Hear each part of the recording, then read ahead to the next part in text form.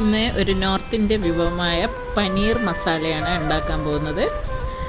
അതിനു വേണ്ടി ഞാനൊരു ചെറിയ ബൗള് പനീർ ക്യൂബ് എടുത്തിട്ടുണ്ട്. പിന്നെ ഒരു വലിയൊരു തക്കാളി ഒന്ന് മിക്സിയിൽ അരച്ചെടുത്ത് വെച്ചിട്ടുണ്ട്. പിന്നെ ഒരു സവാള ചെറിയ കഷ്ണങ്ങളായി നുറുക്കി വെച്ചിട്ടുണ്ട്. പുളിയില്ലാത്ത തൈര്, ഇത്രയാണ് ആവശ്യം.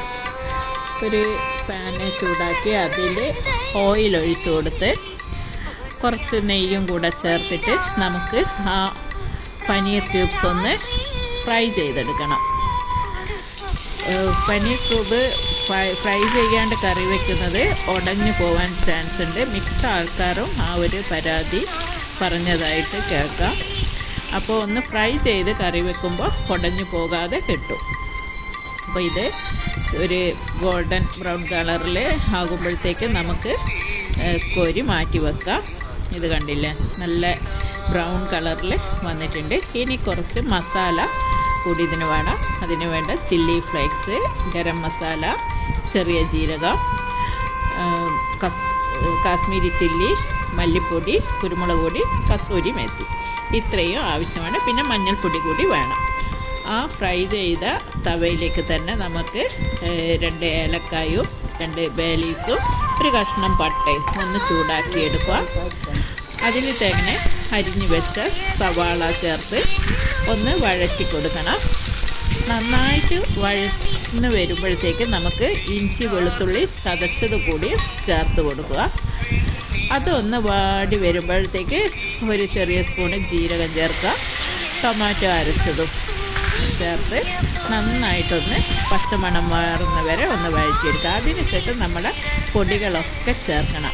മഞ്ഞൾപ്പൊടിയും മല്ലിപ്പൊടിയും മുളക് പൊടിയും എല്ലാ മസാലകളും ചേർത്ത് ആ മസാലയുടെ പച്ചമണം മാറുന്നത് വരെ നന്നായി ഒന്ന് വഴറ്റിയെടുക്കുക. ഒന്ന് എണ്ണ തെളിഞ്ഞ് വരുന്നത് വഴറ്റിയെടുത്തതിന് ശേഷം നമ്മൾ പുളിയില്ലാത്ത തൈര് അതിലേക്ക് ഒഴിച്ചു കൊടുക്കണം. തക്കാളിയിൽ പുളിപ്പുള്ളത് കൊണ്ട് പുളിയില്ലാത്ത തൈര് എടുക്കേണ്ടത്. തൈര് ഈ കറിക്ക് നിർബന്ധമാണ്.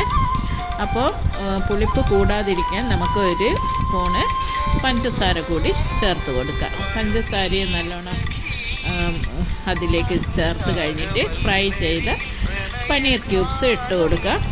മസാലയും പനീറും ആയി നല്ലോണം യോജിച്ച് വരട്ടെ. അതിനുശേഷം ചെറിയ ചൂടുള്ള വെള്ളം ഒന്ന് ഒഴിച്ചു കൊടുക്കാം. എന്നിട്ട് ഈ ഗ്രേവി ഒന്ന് കുറുകി വരുന്നത് വരെ നമുക്ക് വറ്റിച്ചെടുക്കണം. അതിന് മുൻപായിട്ട് നമുക്കിതിലേക്ക് കസൂരി മേത്തി ചേർക്കണം. ഇതാണ് ഈ കറിയുടെ ടേസ്റ്റിൽ മുന്തി നിൽക്കുന്നത്. അവസാനം 2 പച്ചമുളകും കൂടി കീറിയിട്ട് കൊടുക്കണം. എന്നിട്ട് ഒരു 10-15 മിനിറ്റ് നേരത്തേക്ക് ഇതൊന്ന് മൂടി വെച്ച് നമുക്ക് വറ്റിച്ചെടുക്കാം. ചാറൊക്കെ കുറുകി വന്ന് ഇതാ 10 മിനിറ്റ് കഴിഞ്ഞ് നോക്കുമ്പോൾ ചാറൊക്കെ കുറുകി വന്നിട്ടുണ്ട്. കറക്റ്റ് പാകമായിട്ടുണ്ട്. ചപ്പാത്തിയുടെ കൂടെയൊക്കെ ഇത് വളരെ ടേസ്റ്റുള്ള ഒരു കറിയാണ്. എല്ലാവരും ഒന്ന് ട്രൈ ചെയ്ത് നോക്കണം. തീർച്ചയായിട്ടും ഇഷ്ടപ്പെടും. Thank you.